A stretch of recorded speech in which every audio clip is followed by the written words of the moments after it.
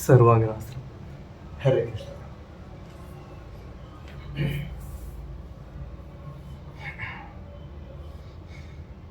కొంచెం సర్వాంగనాస్త్రం వేసే ముందు కొంచెం బాడీని అటు ఇటు మెల్ట్ చేసుకుంటుంటే ఈ భాగంలో హీట్ అయితే కొంచెం నిలబడి చిక్కు.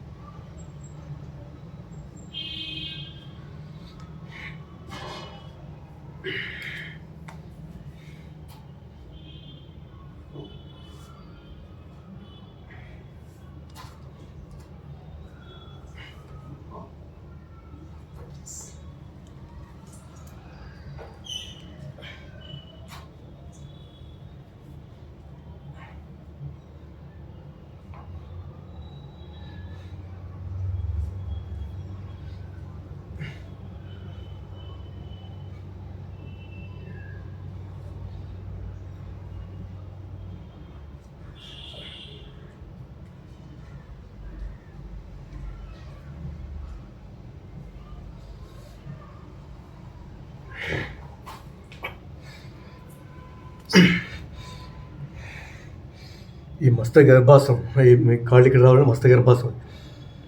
డైలీ ప్రాక్టీస్ ఉండదు, అలా చేయలేము చెప్పి ప్రతిరోజు చేయాలి. చాలా గ్యాప్ ఇచ్చాను కూడా, కొంచెం సైడ్ లిప్పిగా ఉంది. మెల్లిమెల్లి మూడు చేయాలి, ఒకేసారి చేయలేము. అండ్ బై ద వై, ఈ యోగా, ఈ ఆసనాలు వేయటం వల్ల మన నర్వస్ సిస్టమ్ అంతా సాగుతుంది బాగా చక్కగా. సాగి ఎప్పుడైతే సాగుతుందో సర్క్యులేషన్ బాగా జరుగుతుంది. సర్క్యులేషన్ బాగా జరిగితే, రక్త ప్రసరణ జరిగితే యోగాలు రావు, ఏ రోగాలు రావు. ఇది మన తెలుసుకోవాల్సిన ముఖ్య విషయం. అయితే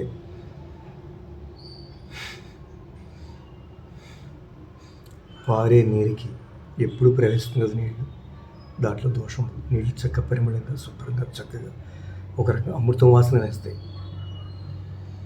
సుగంధంగానే ఉంటాయి నీళ్ళని కూడా. అదే చుట్టూ చెరువులు నీళ్ళు ఉన్నది, ప్రవాహం లేనివి, కదలకుండా ఉన్నవి నీళ్ళు, ఒక రకమైనటువంటి స్మెల్, దుర్గంధం, పాడే నీళ్ళు ఉంటాయి. అలాగే మన శరీరం కూడా అంతే. వ్యాయామం చేయకపోతే రక్తం పాడైపోతుంది. ఇదే లాజిక్, ఇంకేమీ లేదు. ఓకేనా friends? And by the way, ఇందాక శీర్షాసనంలో చెప్పాను, మళ్ళీ మర్చిపోయాను. ఓకే,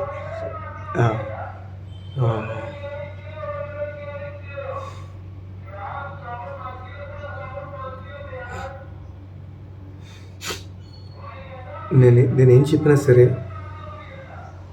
స్త్రీలకి పురుషులకి భేదం లేదు, ఆడవాళ్ళు బ్రహ్మాండంగా చేయొచ్చు.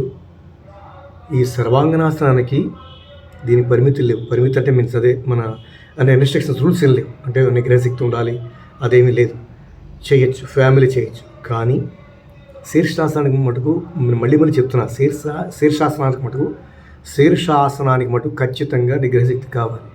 ఎందుకంటే డిఫరెంట్ వేరియేషన్, అది చాలా హార్డ్ అది.